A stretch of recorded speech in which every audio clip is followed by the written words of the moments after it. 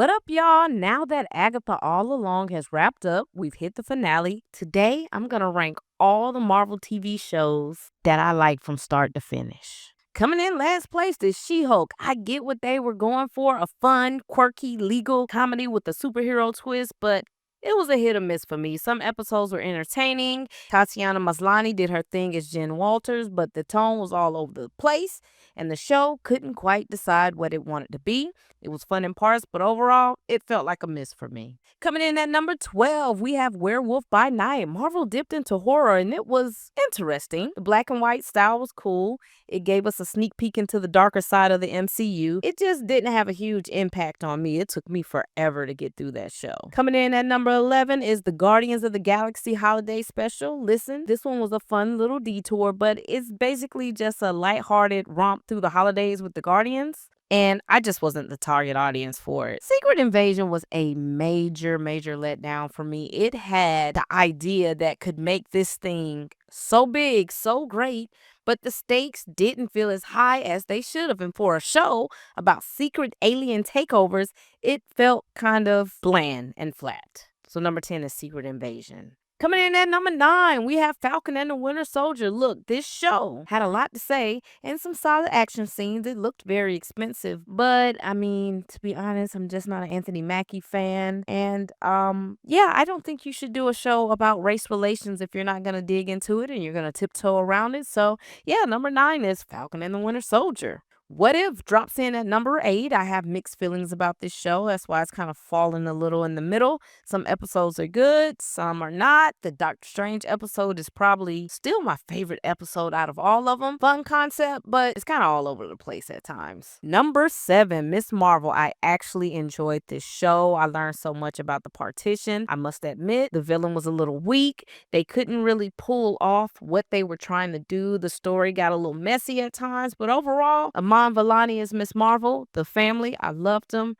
We're going to drop this at number 7. Now, I may get a lot of flack for this, but I don't care. Number 6 is Loki. Now, for some, Loki is the best TV show that Marvel has ever made. For me, it was just okay, man. You know, we got to see the big reveal of Jonathan Majors in season 1. That got me so hype for phase 4 and phase 5, and then he got into his legal trouble, and so everything that happened in season 2 just kind of felt wasted. Tom Hiddleston did a great job as Loki. I did feel like season 2 was a little bit stronger than season 1, but yeah, we're gonna keep that at number 6. Number 5 is gonna be Moon Knight. Oscar Isaac nailed it. Every single personality he had to juggle. Mark, Steven, intense, funny.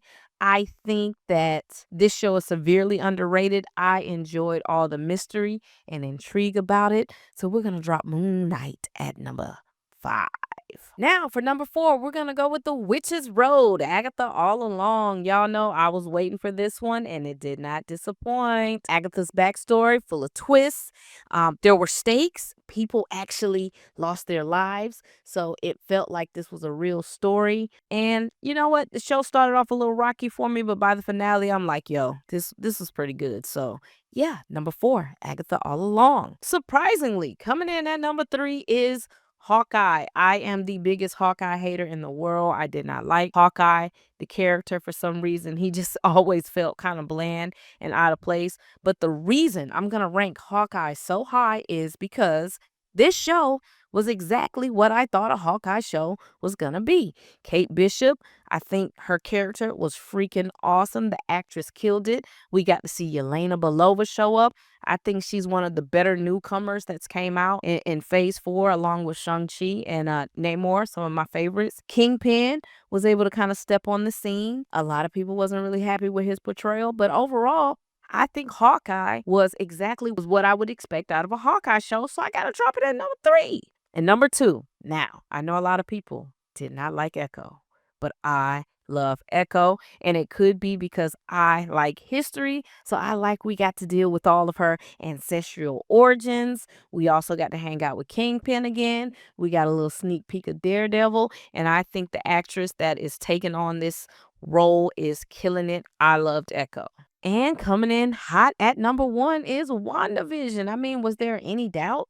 This show was Marvel at its most experimental. It pulled us in with sitcom vibes, had us glued to the mystery, hit us with all the feels.